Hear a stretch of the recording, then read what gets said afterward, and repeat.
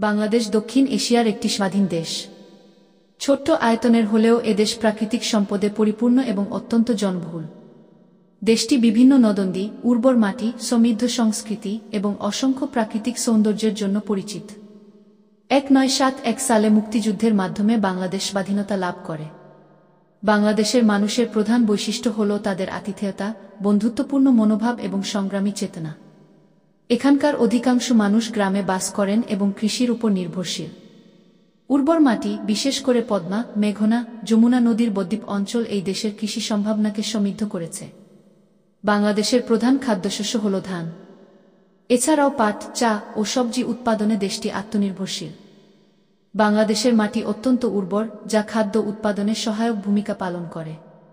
তবে প্রতি বছর প্রাকৃতিক দুর্যোগ, বিশেষ করে বন্যা ও ঘূর্ণিঝড়, দেশটির কৃষিখাত ও জনজীবনকে ক্ষতিগ্রস্ত করে। বাংলাদেশের ভবিষ্যৎ প্রজন্ম অত্যন্ত সম্ভাবনাময়।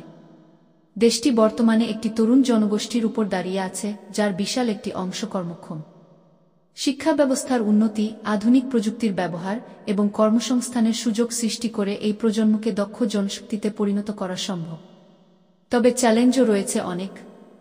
কর্মসংস্থানের অভাব, শিক্ষার মানোন্নয়নের প্রয়োজন, জলবায়ু পরিবর্তনের ঝুঁকি এবং স্বাস্থ্যসেবা খাতের উন্নতি এই প্রজন্মের ভবিষ্যৎকে সুরক্ষিত করার জন্য জরুরি। তাছাড়া পরিবেশের ভারসাম্য রক্ষা এবং শহরায়নের ফলে মাটির উর্বরতা সুরক্ষা করা অত্যন্ত গুরুত্বপূর্ণ। ভবিষ্যতে বাংলাদেশ একটি উচ্চমধ্যম আয়ের দেশে পরিণত হওয়ার লক্ষ্যে কাজ করছে। উন্নত অবকাঠামো, দক্ষ জনশক্তি এবং বিদেশি বিনিয়োগের সুযোগ বৃদ্ধি করে দেশের অর্থনীতিকে আরও শক্তিশালী করা সম্ভব।